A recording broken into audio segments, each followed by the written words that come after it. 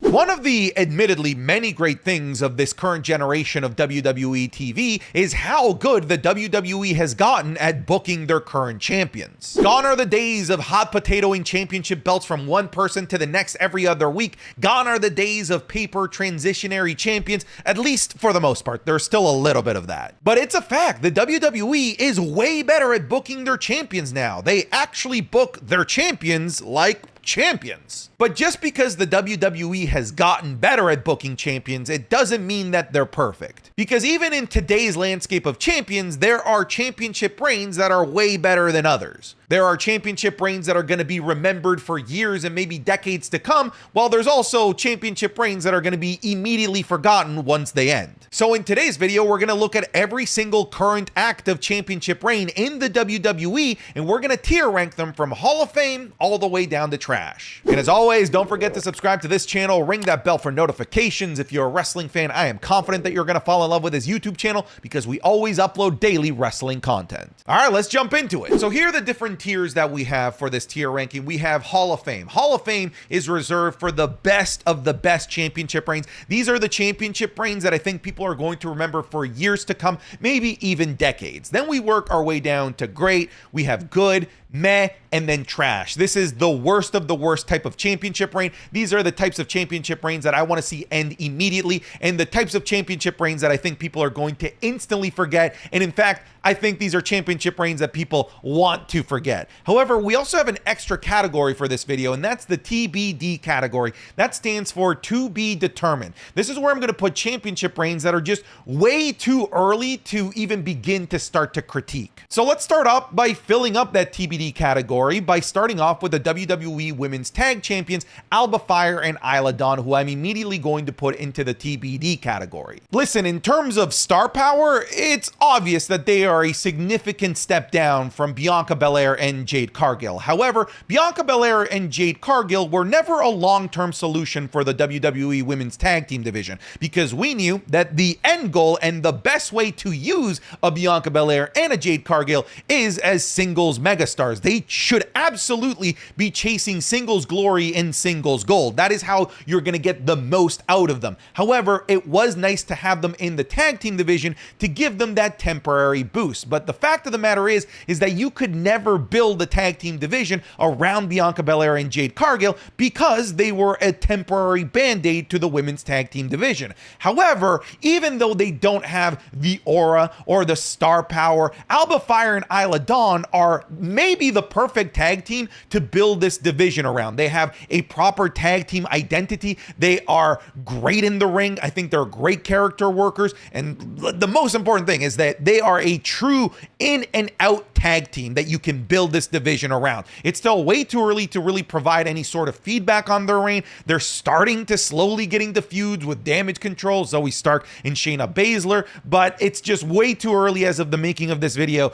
to really start to dig into this reign. Same goes with the current WWE World Tag Team Champions, JD McDonough and Finn Balor of the Judgment Day, who as of the making of this video, literally won these titles like 2 days ago. I do have a problem with them becoming tag team champions, and that problem is that I don't think that them becoming tag champions helps elevate the tag team division, because I think they are tag team champions to help elevate the Liv Morgan storyline, which means that for the Judgment Day, for Finn Balor and JD McDonough, even though that they are tag team champions, I have a bit of a concern that these tag titles are just going to be a prop in this JD McDonough, Finn Balor, Liv Morgan, Dominic Mysterio, and all of Judgment Day storyline. I don't think that you're actually going to be able to use these titles and these two as champions to elevate the Raw tag team division as a whole, a tag team division that's kind of just struggling right now. So those are my concerns for the future. They might be premature concerns. These might be concerns that might be considered stupid maybe as early as next week. We shall see. These are just my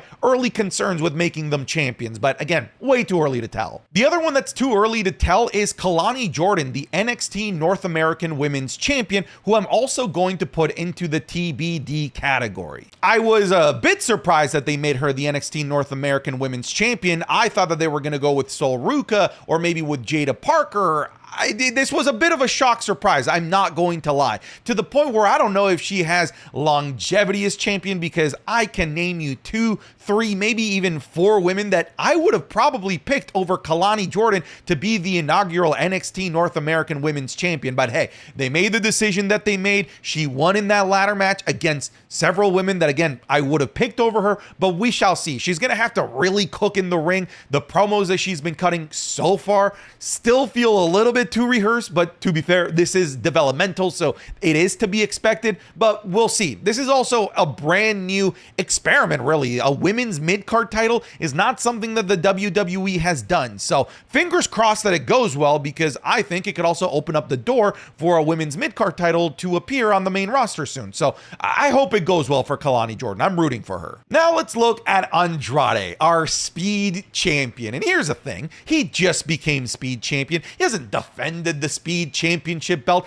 I should probably put him in TBD. However, I'm going to buck this trend. I'm going to completely break the rules of this video, and I'm just going to immediately put this into the trash category. Not because Andrade is trash, because he's absolutely not. Andrade is undeniably, unbelievably good. And that's actually the problem. He is too damn good to be the Speed Champion. He is too damn good to be hidden on X, on Twitter. He should be vying for championships on the main roster, not carrying around this Hot Wheels ass looking title belt that just looks like it's meant to sell toys. This is not something that Andrade should be carrying around. This is not something that should have Andrade's name. On top of that, to be frank, I don't think he embodies Speed very much. I think that there are better suitors to the name Speed. I think Ricochet was a great one. I think Nathan Frazier, Axiom, those types of wrestlers that wrestle at lightning quick, high flyer speed should be the ones that should be going for the Speed titles, not the Dijaks of the world, not the Andrades of the world. I get that Speed isn't necessarily about the speed of the actual physical wrestler themselves. It's about how short the match is and how quick it goes. But, you know, when you made Ricochet your inaugural champion, I also think that you told us what the blueprint of the ideal champion is, and it's just not Andrade. Andrade should be doing many other different things, not Speed. Wait, that sounds like I'm saying he's doing the drug Speed. It's Speed matches on X. That's what I'm talking about. Let's go back to NXT and let's look at Tony D'Angelo as the NXT Heritage Cup winner. I know that everybody's like, you always ignore the Heritage Cup. Look, I hate the Heritage Cup. I hate Heritage Cup match rules. I hate the start-stop nature of every 2 minutes having to go take a break, because I really think that it really screws up the flow of the match. Once I'm finally getting into something, bell rings and I have to wait 30 seconds to get back into the match. I just don't like Heritage Cup rules or anything like that. But I will say, I've been kind of enjoying Tony D'Angelo as the Heritage Cup champion. I think he's been doing some fun stuff. He just had a great, fantastic, probably the best Heritage Cup match that I've seen ever since I've been watching NXT against Nathan Frazier. Still, I just hate the Heritage Cup, and he's still kind of early on, so I'm not going to put him higher than good. That's the ceiling for this right now. Let's look at Logan Paul, your current United States champion, and I am so torn about this.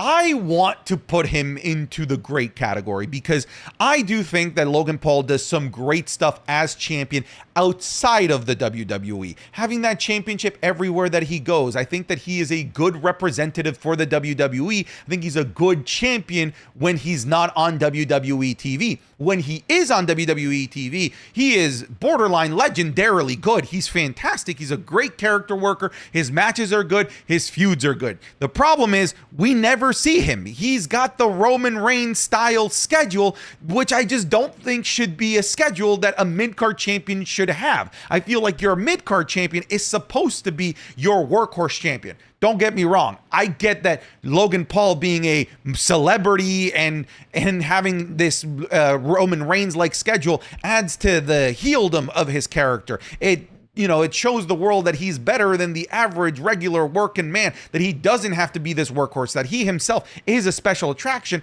But this is a mid-card title. I want this on the show, and I feel like it needs to be on the show. I'm going to go put Logan Paul on the meh category because at the very least, we've had feuds for the championship, and they've been really good. The stuff that we get when he's on screen is undeniably really good. It's just not very often that we see it, so I can't really put him above meh. Goodness. Dude, that's... Oh my... Jeez! Oh! Jesus! Oh, buckle bomb into the spear. Beautiful. That was a sneak peek of this week's Wrestling is Cool Match Club, which is available exclusively on Patreon. This week, we'll be looking at Matt Hardy versus Bray Wyatt in the Ultimate Deletion, the famous TNA cage match between Triple X and America's Most Wanted, a Lucha Classic between Prince Puma and Pentagon Jr. in Lucha Underground, The Shield versus the Usos at Money in the Bank 2013, and the infamous 2020 men's and women's Money in the Bank ladder match where they had to climb up the Titan Towers during the pandemic. Again, our watch-alongs are available exclusively on Patreon as I cannot show them here on YouTube. It's impossible. But over on Patreon, not only do you get the Wrestling is Cool Match Clubs, which is 5 per week, but you also get the Monday Night Raw reviews, the SmackDown reviews, and the Wrestling is Cool podcast 3 days earlier than everyone else. So come check it out. I'm confident that you're going to fall in love with it even if you just give it a chance for 1 month. But that's it. Let's get back to the video. Let's look at Obafemi, the current NXT North American champion, and Obafemi is going to go into our Hall of Fame tier. I think that this North American Championship reign is going to go down in the history books. I think once it's all said and done, it's going to be the longest North American Championship reign of all time. It could be a record that maybe doesn't get broken for a really long time because Obafemi has been so incredibly dominant. Not only has he been dominant, but his character work has actually progressed and continued to get better. And I love that he's capable of having great matches, great storylines, and great feuds with just about everyone, whether it's Dragon Lee, who really is not able to have good feuds. He has good matches, but he was actually able to have a fun, enjoyable story, and of course, great set of matches with Obafemi. Not to mention the classics that he's had, like the triple threat at Battleground against Wes Lee and Joe Coffey, what I arguably believe is the best match of the year when it comes to in-ring work in the triple threat against Dijak and Josh Briggs. Obafemi is just putting on clinics and match of the year contenders every single time that he defends this championship, and I don't think it's going to be ending anytime soon. I think it's going to go down I think everyone is going to remember this championship reign as a Hall of Fame reign. I'm already calling it that now. Let's go ahead and look at the NXT Tag Titles. Axiom and Nathan Frazier have been okay as tag team champions, and it's not their fault. The fault goes to, honestly, NXT themselves for having such a weak tag team division. There's really no one for them to build a really meaningful feud against. You know who their most recent feud was against? The Good Brothers, guys from the main roster that have come down to try and take the tag titles off them. The Authors of Pain, guys from the main roster that have come down to try and take the titles from them. I think it's great that these guys from NXT are fending off these main roster caliber guys, but it's never feuds that I can truly get invested in because I'm confident that they're going to keep the titles on the NXT guys. Unless, of course, the plan is to have those main roster guys carry the belts on both shows, but I just don't think that that's going to be the case. So until NXT can truly build the rest of the tag team division, I think that you're going to have lackluster feuds, albeit you can have great matches, and they've been having great matches. So I am going to put it into the meh category, but there's something missing here, and it's just other tag teams that matter in NXT. Let's go and critique Sami Zayn's current championship reign as the Intercontinental Champion. I think he gets a lot of flack because I think a lot of people have been wanting to see Chad Gable beat Sami Zayn, and he continues to win time after time after time as he continues to defend against not just against Chad Gable, but of course he had the triple threat match that included Bronson Reed. And Chad Gable would be a great, super entertaining Intercontinental Champion, but I think eventually down the line it's going to be a lot more cathartic once Sami Zayn loses it after building up the prestige by beating guys like Chad Gable. it doesn't have the prestige and the importance yet of what Gunther did with the Intercontinental Championship. To be fair, I don't know if we'll ever get to that point. That was the greatest Intercontinental Championship run of all time, after all. But just because Sami Zayn is following up the greatest Intercontinental Championship reign of all time doesn't mean that now we have to automatically put Sami Zayn's reign into the trash category. I actually think it's been quite good. He's been defending this a lot on Monday Night Raw and on PLEs. This man is a workhorse with that championship, which is exactly what I'm trying to get out of Logan Paul. So I'm going to say that Sami Zayn's reign is good, even though maybe some of you guys might not agree simply because of the fact that you don't like that he's champion. But I'm not here to rank whether I like the champion or not. I'm here to rank whether or not their reign has been substantial and good. And I think that it has. Let's go over to Liv Morgan. And I think that Liv Morgan is on the cusp of being in the to be determined category. And I might put her on there. I'm still debating it. Let me just work things out in my head. Here's the problem, okay? She is the current WWE Women's World Champion, and she has been that champion since King and Queen of the Ring. So we're coming up on a month as of the making of this video. And in that time, she hasn't defended the belt once. She hasn't had a match for the belt on Raw or any of the PLEs. In fact, it hasn't been until recently with Zelina Vega that she's even started a feud for the title, because Liv Morgan has been spending pretty much her entirety of her time on TV running around with the belt and trying to seduce Dominic Mysterio, as well as trying to win over the Judgment Day, which I think is great for the Liv Morgan character, but I don't think that this is doing any services to the women's division. And I think that part of the problem is inherently the fact that we're waiting for Rhea Ripley to come back, because that is the big matchup, the big money match that we're waiting for Liv Morgan. So Liv Morgan is in a bit of a waiting hold pattern as she waits for Rhea Ripley. But at least she did start something against Zelina Vega that is going to culminate in a match for the women's world title. But I hate how slow it took to finally get a match.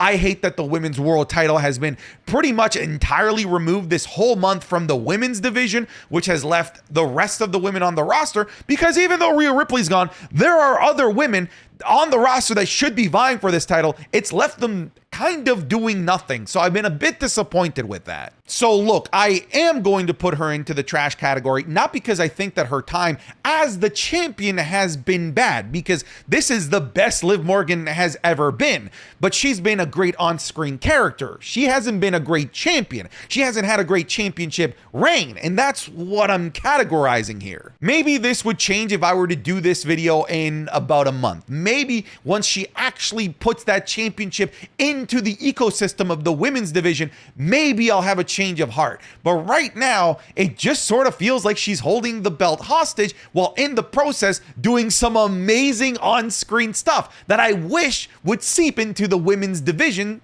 so that she can elevate the women's division and help elevate her championship reign. Right now, it's trash, but it's for like really specific reasons revolving the actual reign, not Liv Morgan's work as a character recently. Let's go over to Rox Sam Perez, the current NXT Women's Champion, who has had a great run so far as champion, where she's fended off the likes of Jordynne Grace, she's fended off the likes of Tatum Paxley, she's fended off the likes of Lyra Valkyria, she defeated Lyra Valkyria from the championship. She's about to face off against Lola Vice. She is basically feuding with anything and anyone that is willing to go after her women's championship, and I buy it. I'm really on board with this championship reign that she's having. She is being an evil, snively heel who's also backing up her shit talking with actual actions in the ring and winning matches and winning great matches. I'm going to put her in the great category. Now let's look at the current WWE Tag Team Champions, A-Town Down Under from Friday Night SmackDown, Austin Theory and Grayson Waller. Unlike Monday Night Raw, there actually is an existing tag team division on SmackDown, and they're currently feuding with one of the top players in that tag team division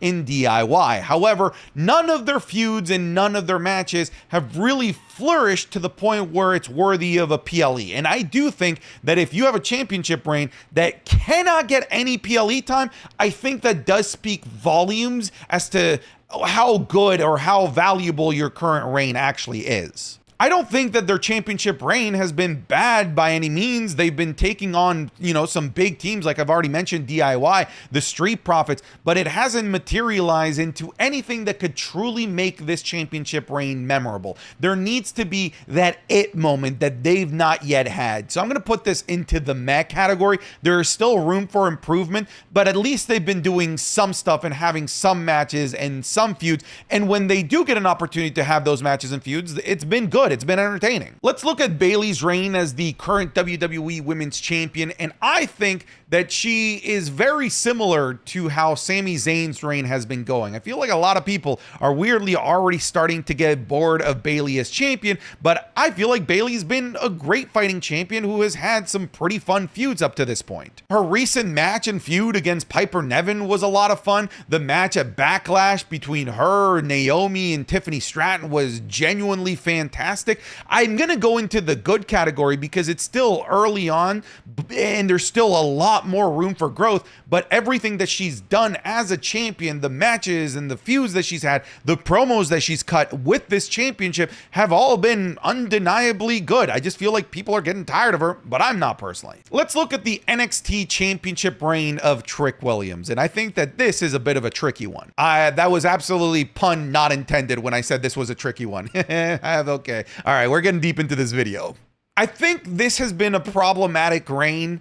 Again, not because of Trick Williams, it's just the ecosystem that he's currently in. An environment where the main roster left NXT with no main event talent for Trick Williams to vie against. They took Carmelo Hayes, they took Ilya Dragunov, they took Braun Breaker, they took Dijak, they took Baron Corbin.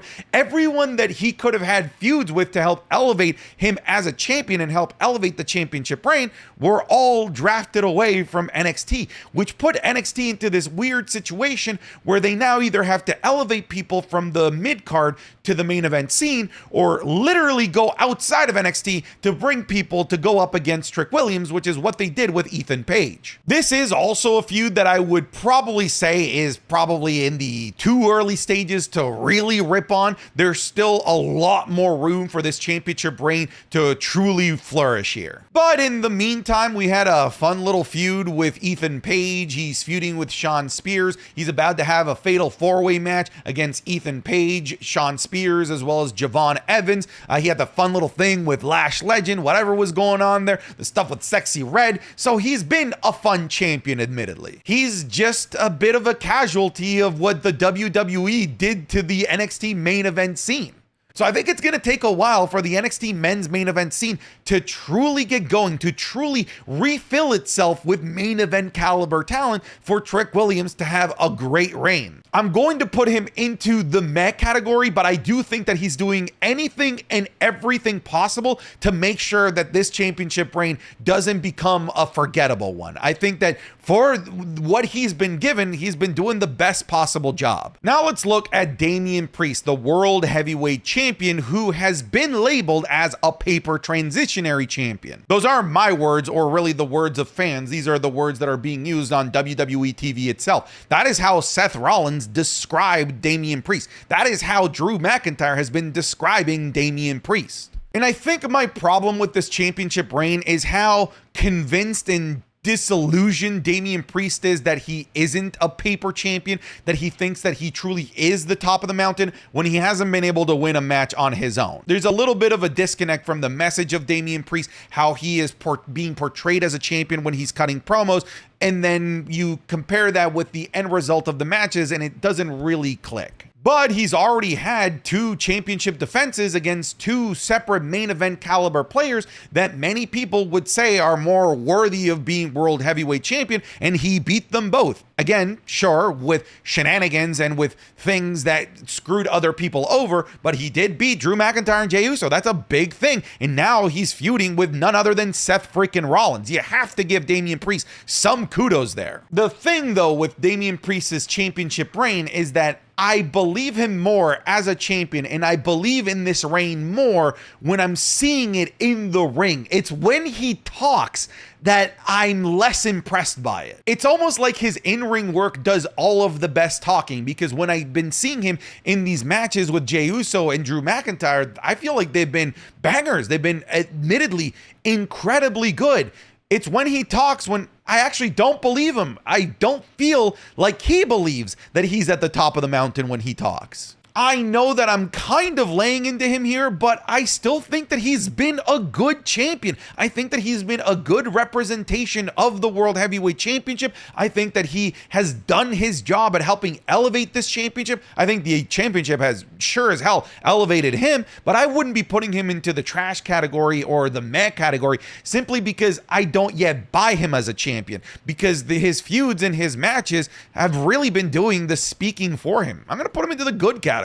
And then last but not least, we have the American roller coaster, Cody Rhodes, who is your current WWE Undisputed Champion. And just like Sami Zayn, I think that Cody Rhodes has the impossible task of following up the greatest championship run in the modern era of WWE, Roman Reigns' insane 1,000-day-plus run as the WWE Undisputed Champion. But I'm not here to grade him on the curve that Roman Reigns has created. I'm here to grade his individual championship reign, and I think that it's been great. I think there is some problems with his championship reign. The biggest one, which is something that I've been vocal about, being the fact that a lot of the stuff that's happening between now and when The Rock comes back, between now and Roman Reigns coming back, is filler. We're in the anime filler arc of Cody Rhodes' championship reign, and the fact that it's happening really early on in his championship reign is a bit problematic. But just because we're in the filler arcs, it doesn't mean the filler arcs can't be good. Hey,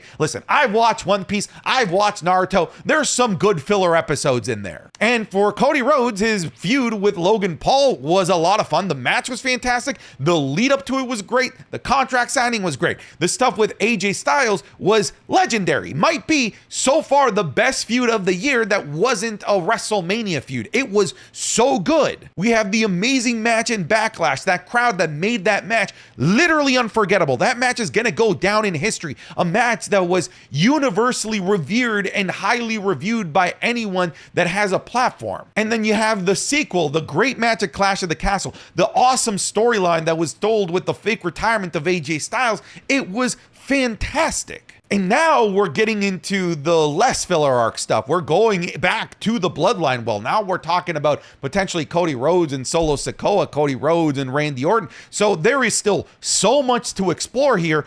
And yes, like I've already said, we're in the filler arc of Cody Rhodes' championship reign, his anime reign, but the stuff that we've been seeing, I think has been great. I'm putting him into the great category. All right, folks, that's my tier list. Let me know what you feel like I got completely off, but that's it. I'm done. Get out of here.